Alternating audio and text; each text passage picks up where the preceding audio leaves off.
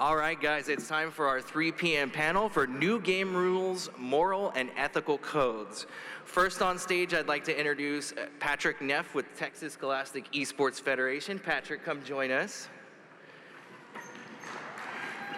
And then next, I'd like to bring up Sherlana, who is a professional esports player. Sherlana, come and join us. She's amazing, by the way. You'll have to go talk to her, ask her questions. All right, so let's kick this off like I usually do. And Patrick, you want to introduce yourself again and who you're with? Sure. My name is Patrick Neff, and I'm the Director of Gaming for the Texas Scholastic Esports Federation, TexF.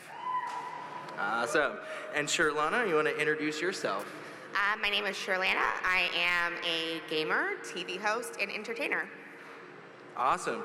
Well, let's kick this off with talking about moral and ethical codes. We've all been part of playing a game where there's someone who isn't, necessarily saying the right words or doing the right thing. So, Patrick, let's start with you and talk about, the things you educate your students on about properly handling themselves while they're gaming online.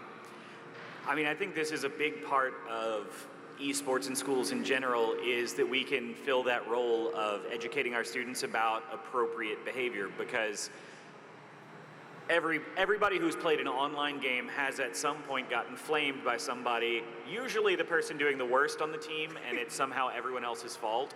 But it might be the best player on the team, and they're just awful to play with. And so it's our responsibility on that Scholastic side to teach proper codes of behavior, to teach them that what they're seeing and hearing online isn't the way they're supposed to be. There's something about putting an anonymous step between people that allows them to say and do awful things they would never do otherwise.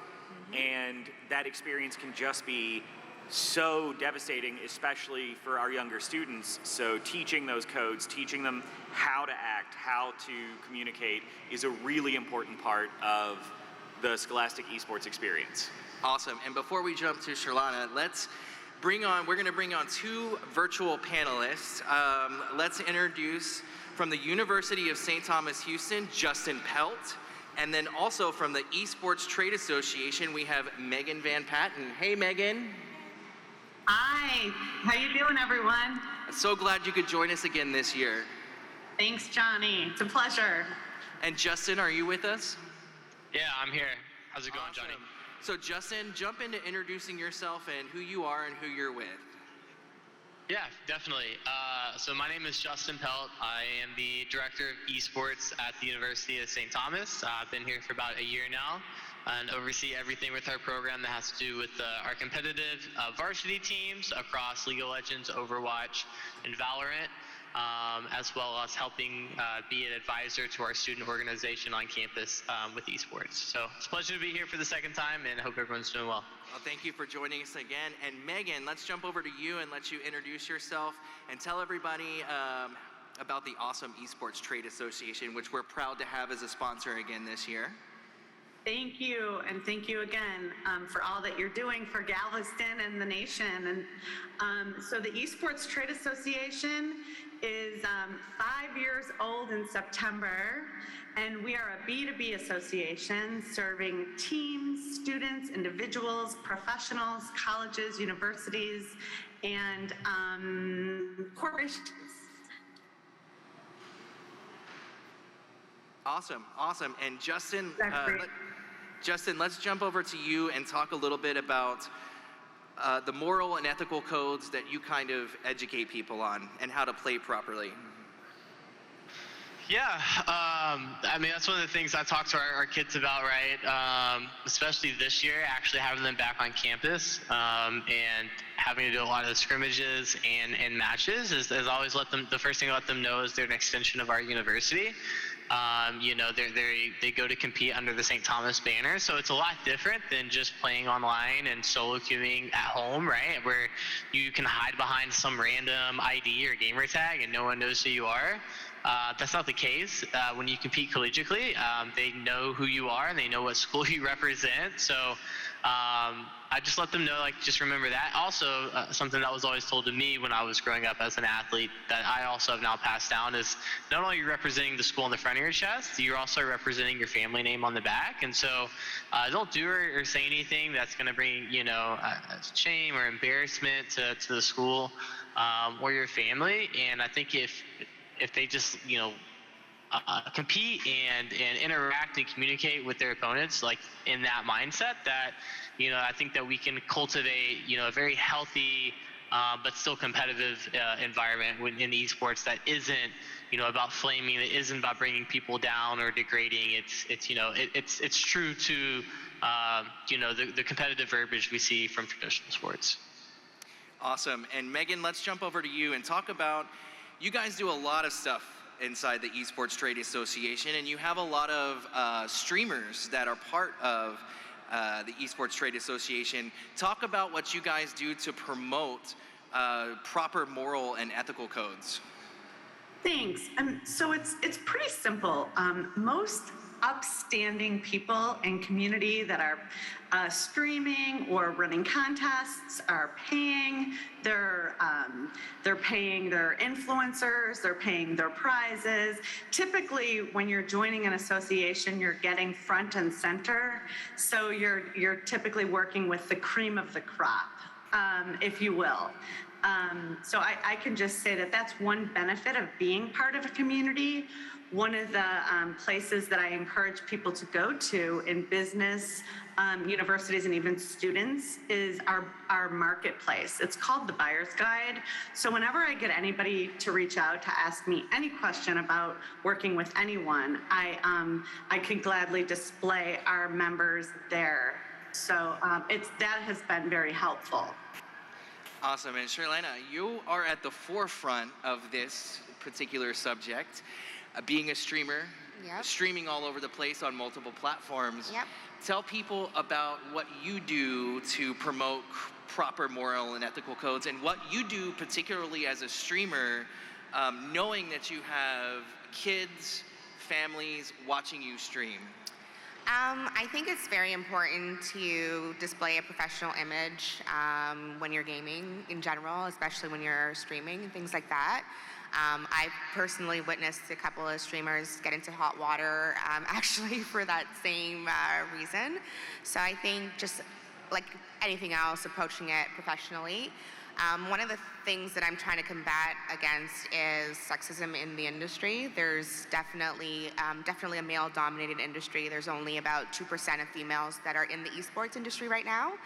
So trying to portray, do more outreach for more inclusivity for females and things like that, which leads me to looking to start an all-female Call of Duty professional team. Yeah, I heard you just recently joined a celebrity agency and that you're going to be doing something special, like creating an all-female esports team. I did. I'm now partnering with PR Celebrity.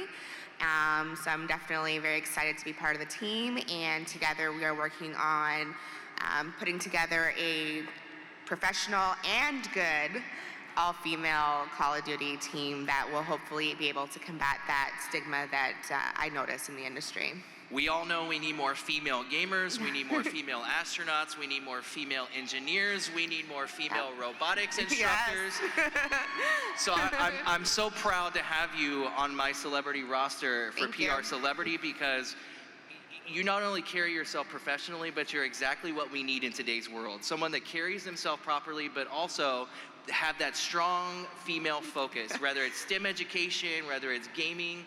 It's something that we need more of, particularly in this gaming world, because like you said, it's a male-dominated industry. It is, and so that's definitely one of the reasons why I'm pushing for an all-females team that's not just tokenism. It's not just, to have a female team, but also to show that we can be just as good as the boys and girls rule. So, Maybe sometimes even better. Maybe even better, exactly. We kick out, so yeah. So the gaming, just like technology, you buy a computer today, it's outdated tomorrow. game rules are changing all the time. Patrick, can you touch base on some of the new rules you've seen come to the forefront and some of the things that have changed, whether it be rules with streaming and things of that nature? Well, Sherlana mentioned this, but you see streamers these days getting into hot water for their on-screen personality in a way that a couple of years ago that wasn't an issue.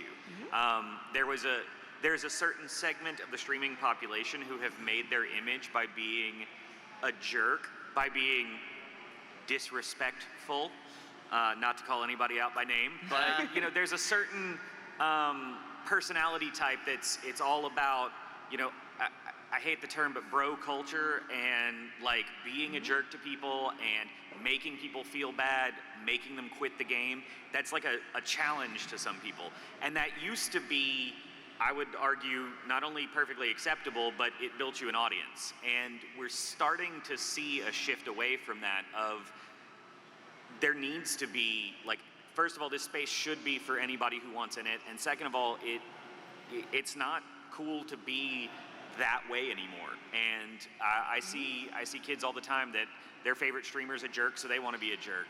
And we're starting to see that changing. And I think as we see wider acceptance of the space of esports, of competition of this type, you're going to see more of that shift towards the mainstream of this isn't okay, and we can't just keep doing what we've always done in this space. It needs to change. It needs to be new.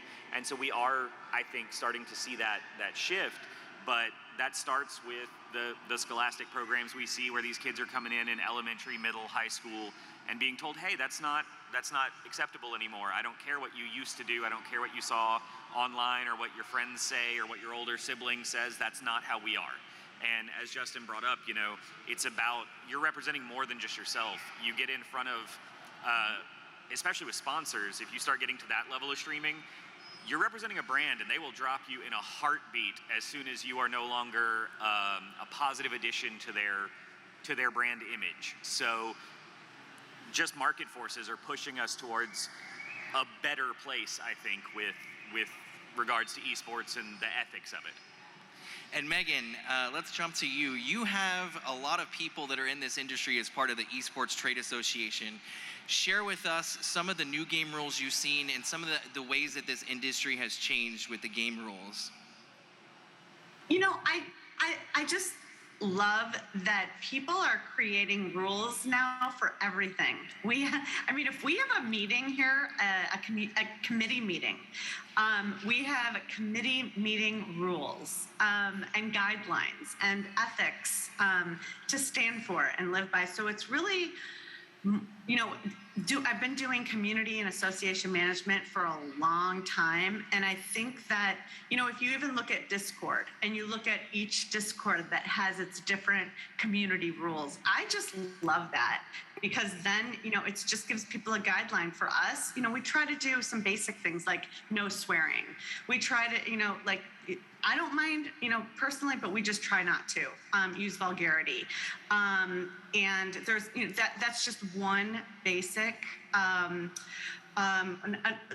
rule for some of our community meetings is that we do a round robin. Whether we have 4 people at a member coffee or 27 people, we love to go around the whole room and check in with everybody. So those are just some basic community rules that we do as an association. And Justin, same question to you. You're at the forefront of this industry as well. Talk about how you've seen some of the new game rules and how things have changed. I think esports is obviously evolving more and more each year, especially in regards to like how rules go. In collegiate, historically the term has kind of been used to describe it has been like the wild, wild west, right? But I think as we're approaching this year, it's a lot more organized and it continues to be more organized than ever before. I think that has a lot to do with the developers of each game that, own the rights to their game, like taking it more seriously and starting to see the scene itself kind of unfold. And so, for League of Legends this year, I think that we're going to have more Division I schools compete in their actual conferences like the Big 12, the ACC. I know here at St. Thomas, we compete within our conference that our athletic teams compete in. it's been really cool to see our conference is already ahead of the curve and established rules and regulation for our conference to compete in. I know for League of Legends, Riot, for example, they're looking at having a fall tournament for Collegiate League of Legends, or CLOL, as it's referred to, on top of what they've already built in the past 3 years that they've done their CLOL national tournament. I think Valorant, again, another Riot-owned game, is going to take steps over the next year, and they're going to start implementing their own collegiate sort of rule set and organized competition. So it's just really cool that, along with the popularity, that the developers that own these games are also stepping up to the plate and making sure that there's rules and regulations in place to have smooth and organized competition here within college. Awesome.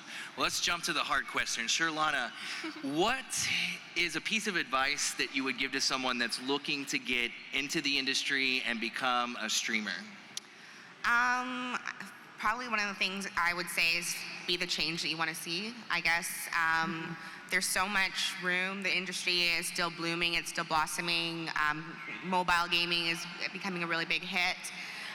So I think on the topic of moral and ethical codes, just be that change. There's room for everybody in the industry, and I think that sometimes the streamers are such a close-knit community that they forget that there's still new blood that's allowed to come in. So and try to be a positive role model for that next generation. For me, it's really important not just to get into streaming, but also to encourage the younger generations as well to get into streaming, and to be very proactive in educating the older generation, more mature generation, that gaming is a viable profession, to be equally respected as any other profession as well. So that's something I would definitely probably tell anybody coming in. Just it is a profession. Respect yourself, and you get what you give.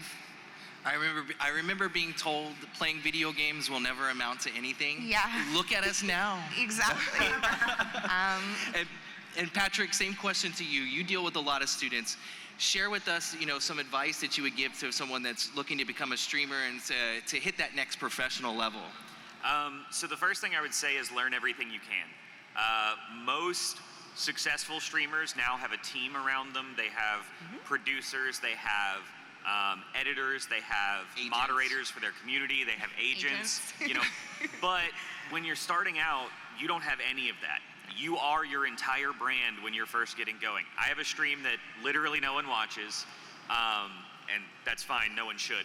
But when you're getting started and you're trying to build your audience, being able to create your own videos to put on YouTube for when you're not live to point people back to you, being able to build a social media presence with, Photoshop or Illustrator or one of those tools. And that's a lot of what we're teaching in schools right now, is we're teaching these Adobe certifications and things like that. Learn that stuff if you've got the opportunity. If your school gives you access to those tools, learn them, use them, because that's a way. You can't be on 24/7, and until you've built an audience, people aren't just going to stumble on you, especially on something like Twitch, which has so many established people. You're not going to pop up on the front page, and you probably don't have the 50 grand it costs to get 30 minutes on the front page. So you need to find ways to direct people back to you, and that's all about learning skills, building those capabilities. Eventually, maybe you get to that point where you're a successful streamer and you've got people who work for you and can help direct people back to you. But until you get there, it's on you. So learn what you can and apply what you learn. And if you don't make it successfully as a streamer, you've developed skills that can still turn into a career. Game developers, social media, it goes Absolutely. on and on in this industry. And Justin, same question to you. What's a piece of advice you would give someone that is looking to get more involved or become a professional streamer? Yeah, I think what I have to say really goes hand in hand or right on top with what Patrick was saying, and I think that is consistency. I think that the biggest thing is, it's very seldom or rare if you're someone who overnight as a streamer just becomes popular. Usually, unless you already had a following to begin with, like if you're an artist, an actor, a professional athlete. It's very rare that that's going to happen, and I think that a lot of what streamers who have quote unquote made it will tell you is that, you know, they did this for years before they found their big break, right? Like Ninja had been streaming for 3 to 5 years before he got big. Nick Merckx had been streaming, you know, 5+ years, and it wasn't like that they were streaming to thousands of people at a time. You know, like Patrick was saying, like some of these guys. Another person that comes to mind is Shroud. Shroud tells his story all the time about how he streamed to no one except his dad for a whole year, right? But he did it because he loved it, and then eventually, you know, he got 2 or 3 viewers that came in, and eventually that 2 or 3 turned into 10, and eventually that 10 turned into 1,000, and next thing you know, he's one of the most highest paid streamers in the world. So that's my advice: is don't get discouraged if you log in for a whole month and no one views your stream. That's just part of the game, and I think it's just about being yourself. Like Patrick was saying, you know, having a team around you, you know, working on trying to build that social media following to help get your stream out there, and then just make sure you show up for work every day, right? If that's what you want to do, like, it's work, and just like all of us here have jobs that we do full time, we have to show up every day or we get fired, right? And I think if you view streaming the same way, you know, I think that, you know, you give yourself a better opportunity to find success. So that'd be my advice: just consistency and just showing up every day and doing it. Consistency is key. And Megan, same question to you. What's a piece of advice that you would give to someone that's looking to hit that professional level? Well, geez, I echo everything everyone said. Who doesn't love consistency? Obviously, that's super important for me. It took me a long time to get comfortable in my own skin and not get annoyed by myself. And I know that sounds silly, but just being yourself, being authentic. I don't want to overdo the word, but boy, just I learned where I just had to keep speaking from my heart, and that's just my style in the way that, you know, I do my streams. I use humor. I am who I am on screen. I am who I am off screen. I'm a little quirky. I'm very honest, and most of all, I just don't do what I don't love.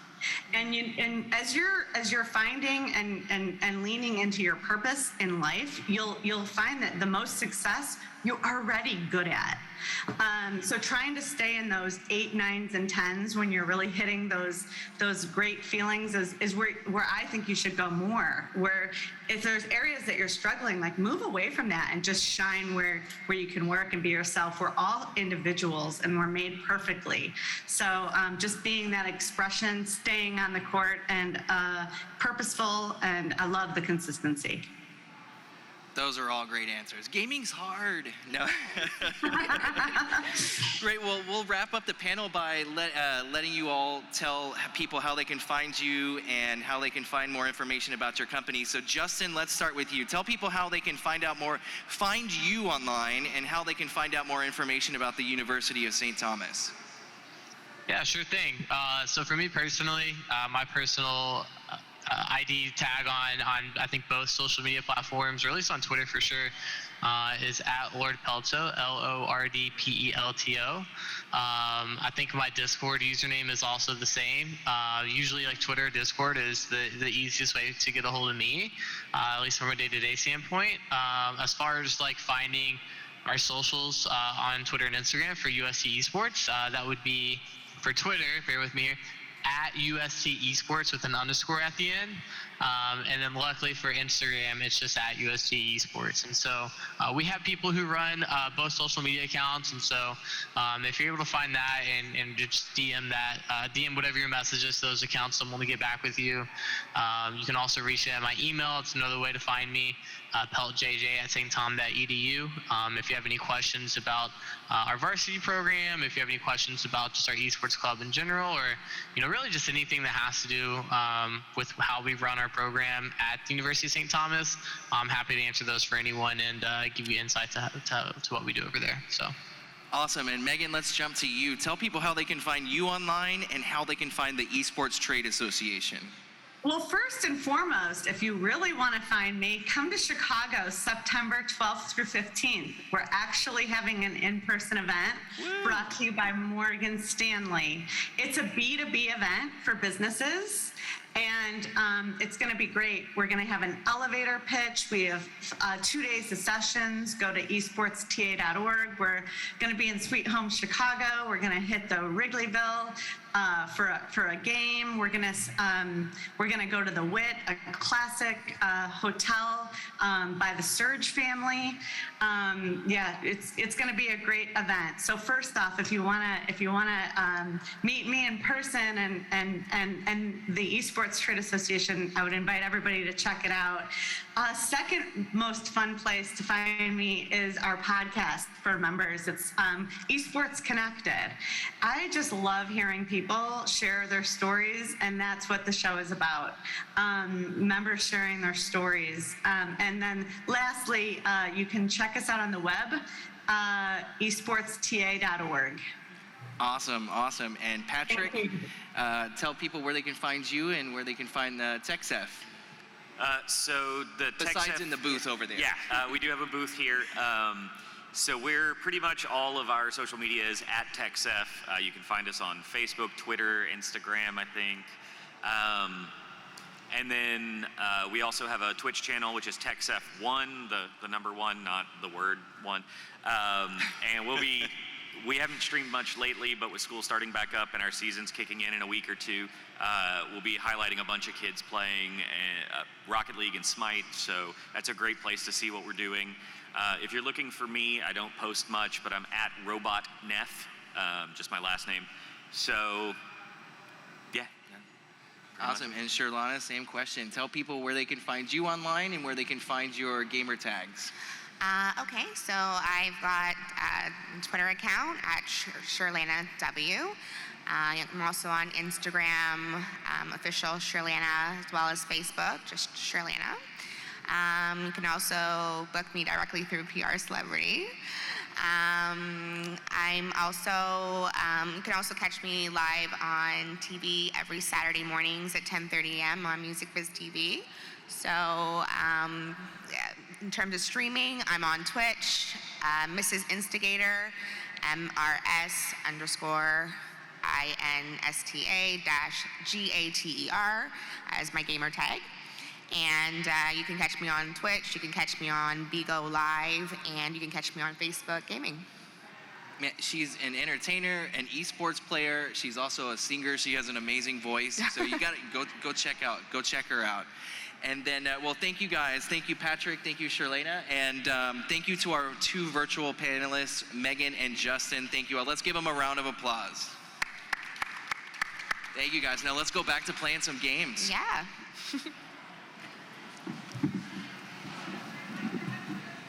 Thank y'all. Y'all did great.